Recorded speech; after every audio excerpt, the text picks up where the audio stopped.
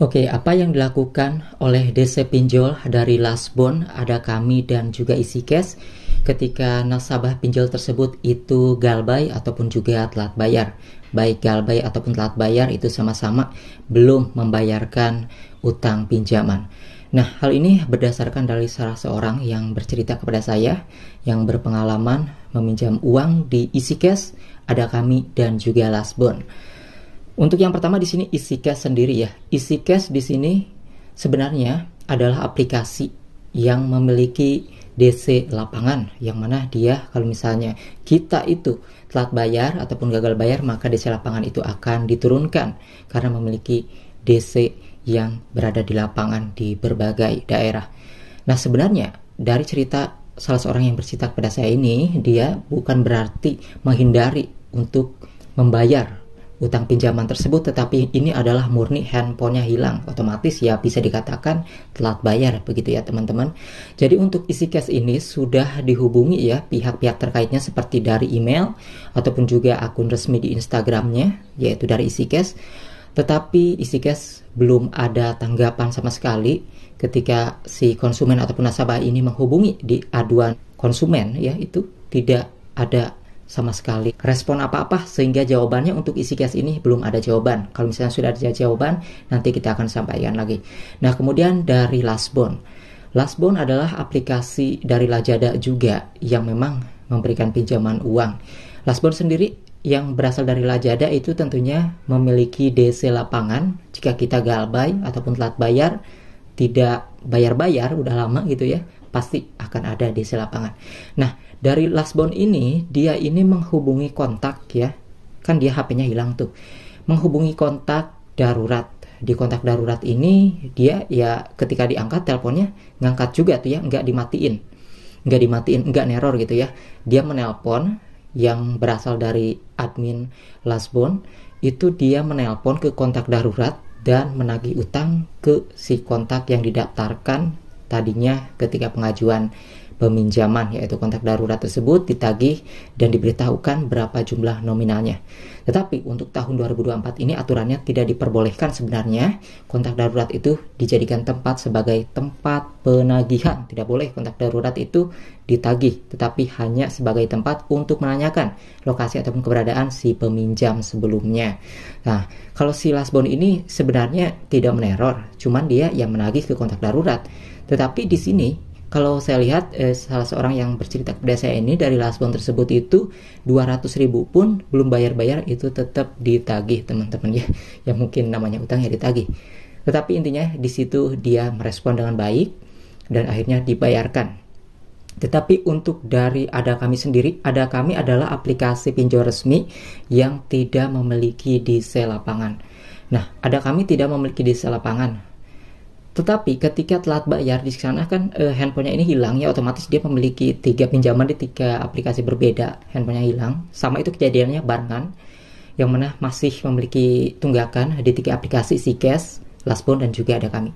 Nah, Ada Kami ini itu meneror lewat telepon ke kontak darurat sebanyak 10 kali setiap hari dengan nomor telepon berbeda, dan ketika diangkat pun mau berkomunikasi itu tidak bisa karena langsung mati. Dan kejadian itu kabarnya sih 2 hari berturut-turut. Jadi totalnya ada 20 nomor telepon yang berbeda, yaitu dapat dipastikan itu adalah telepon robot ataupun boms robot ya. Kan ada chat robot, ada boms robot kayak gitu.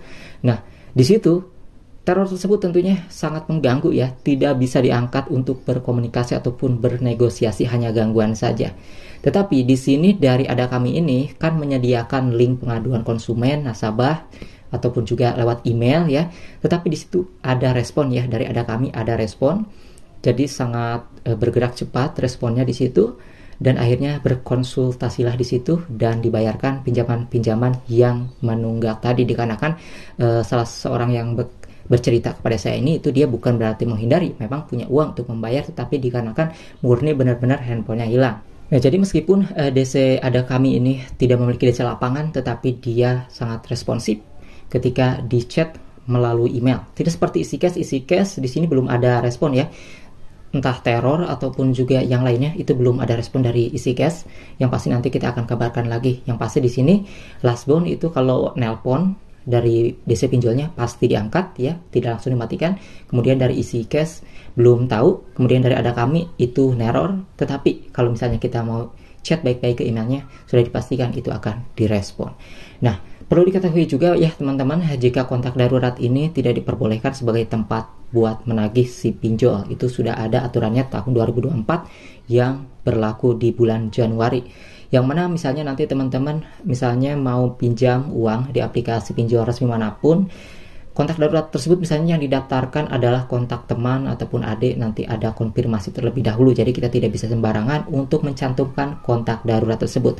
Bahkan nanti ketika misalnya kita handphonenya tidak bisa dihubungi ataupun sulit dihubungi, sekalipun seperti itu, maka kontak darurat tidak diperbolehkan sebagai tempat untuk menagih bagi si pinjol. Jika hal itu dilakukan, tetap menagih dan memberitahukan informasi berapa uang yang dipinjam oleh si nasabah tadi yang galbay ataupun telat bayar, maka itu bisa melanggar aturan karena peraturannya tidak boleh menagih di kontak darurat. Nah, lalu bagaimana kalau misalnya ada DC lapangan? Karena pinjol resmi ini ada DC lapangan, ada juga yang tidak.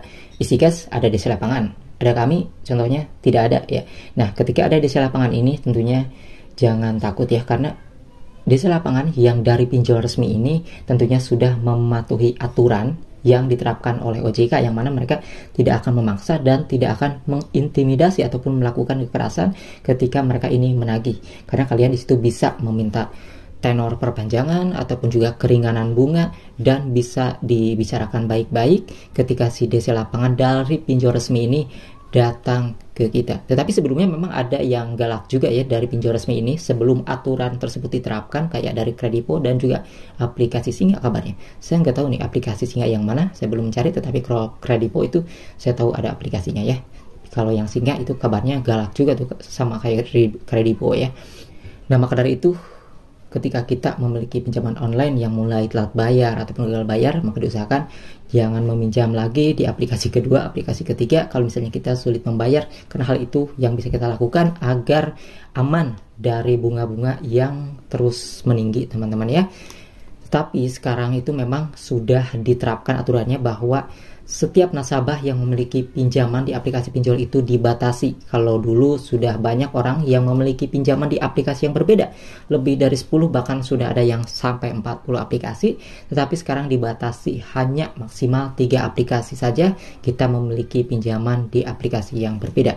Lebih dari 3 aplikasi itu tidak akan bisa dilakukan. Lalu bagaimana jika si DC pinjol ini menagih ke alamat kita yang dulu sedangkan kita sedang bekerja di tempat yang lain?